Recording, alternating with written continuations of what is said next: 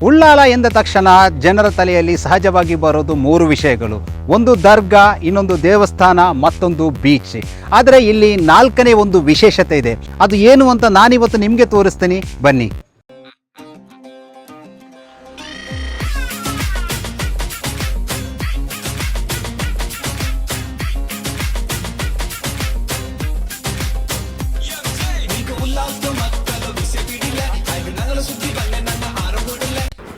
S, ಹೌದು. ಉಳ್ಳಾಲದ ನಾಲ್ಕನೇ ವಿಶೇಷತೆ ಅಂದ್ರೆ ಅದು ಚರ್ಮುರಿ ಮತ್ತೆ ಆಮ್ಲೆಟ್. ಉಳ್ಳಾಲ ಬೈಲಿನಿಂದ ಶುರುವಾಗುವಂತ ಚರ್ಮುರಿ ಅಂಗಡಿ ಕೊನೆಗೊಳ್ಳುವುದು ಮಾತ್ರ ಉಳ್ಳಾಲ ಬೀಚಿನಲ್ಲಿ. ಉಳ್ಳಾಲದಲ್ಲಿ ಸಿಗುವಂತ ಚರ್ಮುರಿ ಉಳ್ಳಾಲದಲ್ಲಿ ಹೊರತು ಬೇರೆಲ್ಲೂ ಕೂಡ ನಿಮಗೆ ಸಿಗೋದಿಲ್ಲ.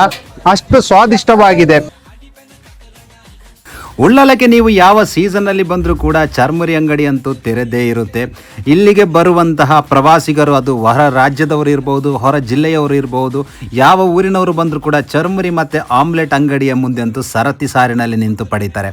ಯಾಕಂದರೆ ಇಲ್ಲಿನ ಚರ್ಮುರಿಯ ವಿಶೇಷತೆಯೇ ಬೇರೆ, ಮತ್ತು ಇಲ್ಲಿನ ಆಮ್ಲೆಟ್ ಕೂಡ ವಿಶೇಷವಾದ ಒಂದು ರುಚಿಯನ್ನು ಹೊಂದಿದೆ. ಸಿಗೋದು ಕೇವಲ ಚರ್ಮುರಿ ಮಾತ್ರ ಅಲ್ಲ, ಗೋಲಿ ಸೋಡಾ, ಆಮ್ಲೆಟ್ ಹಾಗೂ ಇನ್ನಿತರ ಹಲವಾರು ಫಾಸ್ಟ್ ಫುಡ್ಗಳು ಕೂಡ ಇಲ್ಲಿ ನಿಮಗೆ ಲಭ್ಯ ಇರುತ್ತೆ.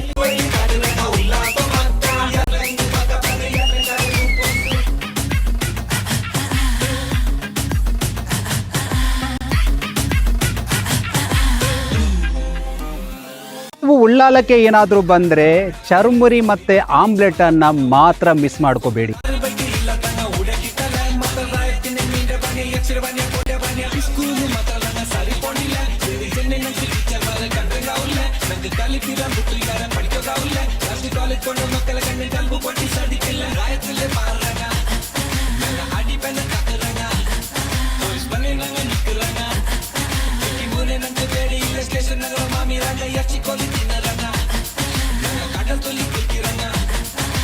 Kau jika mata kerana